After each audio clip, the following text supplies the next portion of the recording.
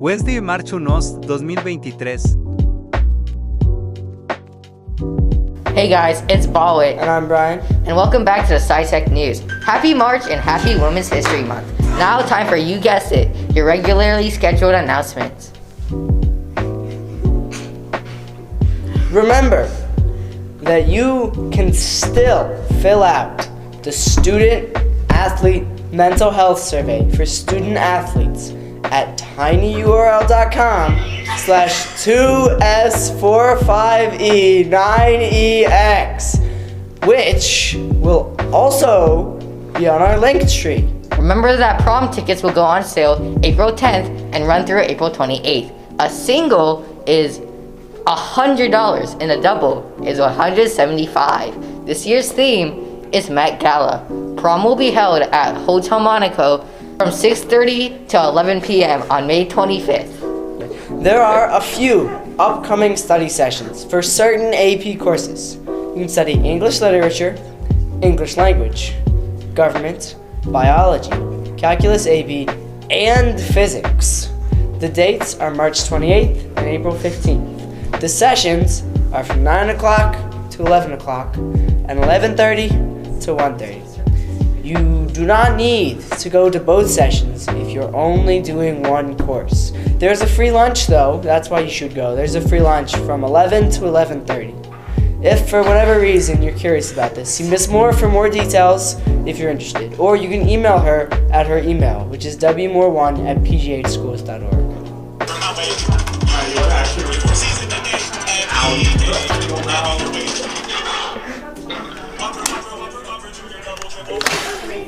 Was it recording the entire? Well, I think I should take another take. Okay. Interact Club will be making cat toys for the Humane Animal Rescue of Pittsburgh after school in Miss Lazaro's room on Monday, March 6th, Tuesday, March 7th, and Wednesday, March 8th. Please see Rachel Sisson or Mrs. Lazaro. Feel free to help just one of these days if you can't make all three. They will also be volunteering at the Great Pittsburgh Community Food Range distribution on Saturday, March 11th from 9:30 a.m. to 12 p.m. Pittsburgh King School on the north side. Please see Miss Lazaro in room 237 or email her at jlazaro1@pjschool.org to sign up for either of these opportunities. if you've been to the lunchroom, which I'm sure most of you probably haven't, on the way there's this wall with SciTech memory tiles. It's $20. You gotta have your order in by the 10th. If you want to pay, find Miss Stewart and talk to her about it. Or you can go to the website or something, or email whatever the email is.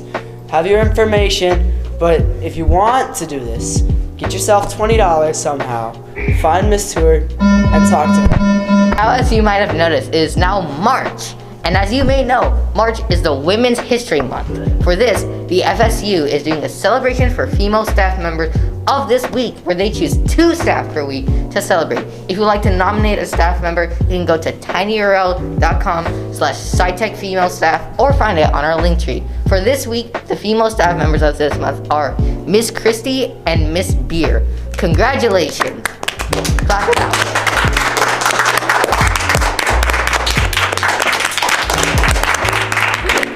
Okay, now we present the interviews conducted by the FSU. Hi everyone, my name is Greta Lee. And my name is Kylie Roberts. In case you were unaware, March is Women's History Month, which highlights women's achievements, emerges women empowerment, and helps the world acknowledge gender equality issues and concerns. This year, SciTech's FSU wants to honor the female staff within our school. Each week, we will be taking student nominations that highlight said staff members. This week, we are honoring Miss Beer and Miss Christie for their hard work and dedication to our school. FSU will also be hosting a school-wide pink out on March 8th in honor of International Women's Day. We will be also hosting a bake sale on March 10th on the Thackeray side after school. Today, you will have the chance to hear from Miss Beer and Miss Christie discuss their experiences being women in the workplace. Can you state your name, what your position at SciTech, and any other additional information? My name is Christy Elker. I'm a school police officer at SciTech. I've been employed by Pittsburgh Public Schools for 20 years now, actually. How did you come to choose the career you have now? Originally, I had gone to college and majored in mortuary science. I decided that wasn't for me. My uncle was a narcotics detective and a homicide detective, and I was always intrigued by the stories that he would tell, or some of the different disguises he would wear, or just some of, it was interesting to me what he did. So when I left college, I decided maybe I'll give this a try, and I applied for the police academy and was accepted and entered. Congratulations, and we're happy to have you. Thank you. What were your goals at our age, and how have they changed throughout your life? I definitely wanted to attend a 4-year university. Once I got to college, I was a little bit young. I was 17 when I went to college, and I think that had a little bit to do with why I wasn't successful. Was a little immature to go away at that age and didn't do very well. I ended up leaving. So once I got back to Pittsburgh, my mom said, well, you need to do something. So it's either get a job or go to school. So after talking to my uncle, I decided to put my name in for the police academy, and 2 weeks later I was in. Went through all that training and applied with Pittsburgh Public Schools, because during the time at the police academy, I met some of the police officers that worked at Pittsburgh Public Schools. And I thought, wow, that would be pretty neat to work with kids.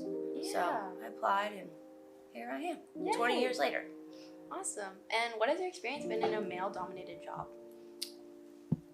It has changed over the 20 years. Originally, when I started, it was different.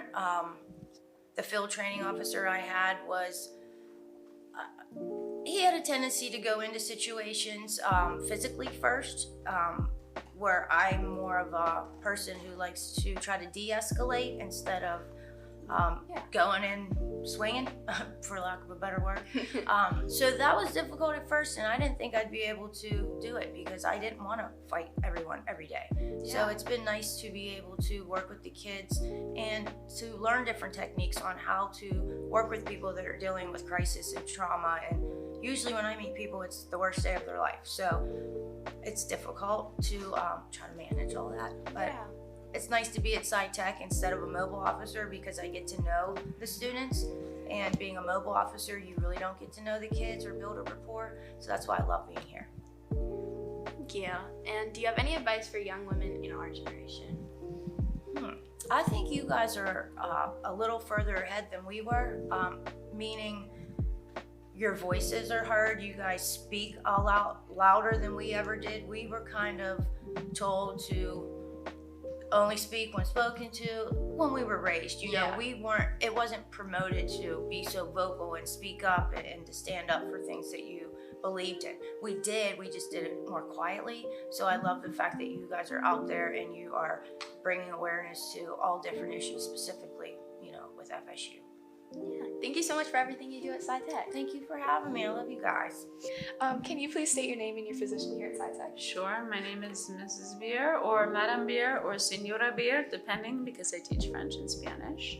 I also am the advisor of the FSU and the National Honor Society. Okay, so how did you come to choose the career path that you have now?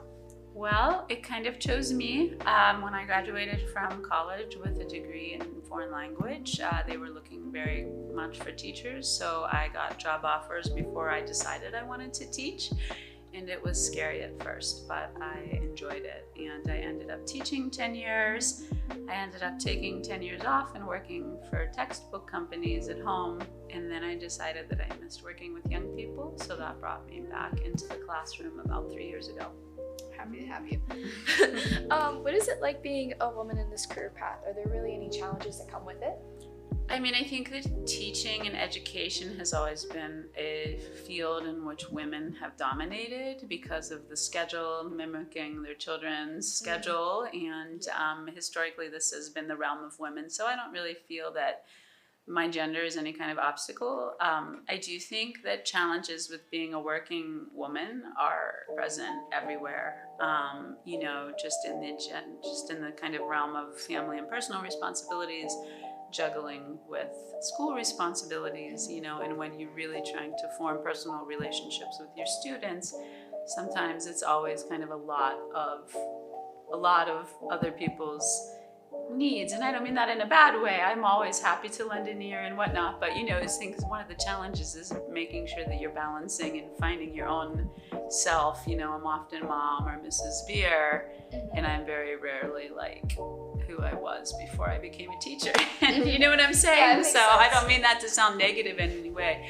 That's why I'm here. I love supporting young people, the ones that I live with and the ones that I spend my days with here. Okay.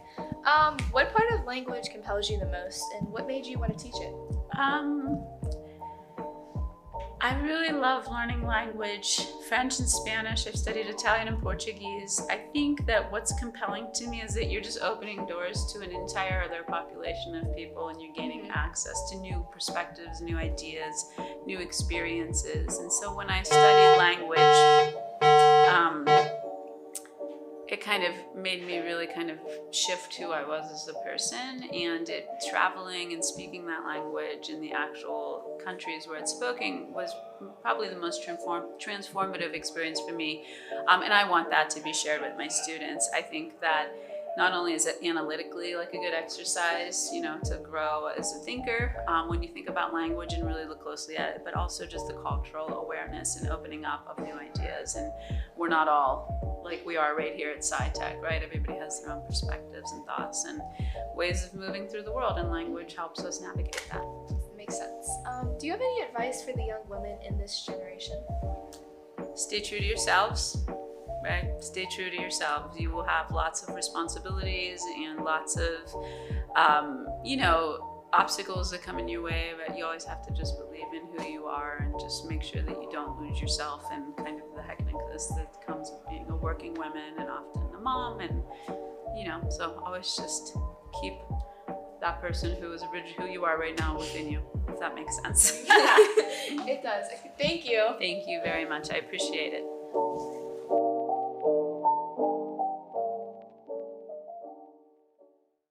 Wow, those were some interesting interviews. But we question how warm it will be today. Hint, it's not going to be. Let's find out via our weather report, which of course is always 100% accurate. Today is looking like a high of 69 and a low of 45. It's supposed to be cloudy with a 10% chance of rain, and that's it for our weather report. Quick reminder that we have forms in the description for announcements and a submission form for the quote of the day. You can view all our information at linktr.com/SciTechNews, our link tree. And you can follow us on Instagram at SciTechNews.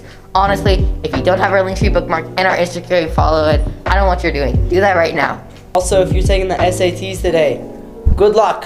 And remember, don't score badly or else you're going to get a dead-end job and go nowhere. As a recap, take a survey, get your prom ticket, review your AP subjects, go and interact, submit a memory tile, women, visit our link tree, follow our Instagram, happy March, and do well on your SATs, or else. Finally, we have our quote of the day. A single death is a tragedy. A million deaths is a statistic. Scooby-Doo. Thanks for Pietro. No, Pietro. Pietro H for that quote.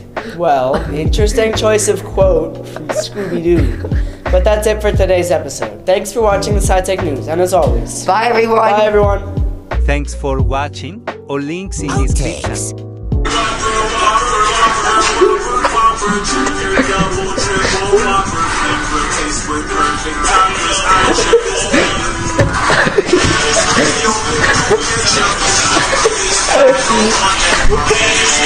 I think it's just the speed.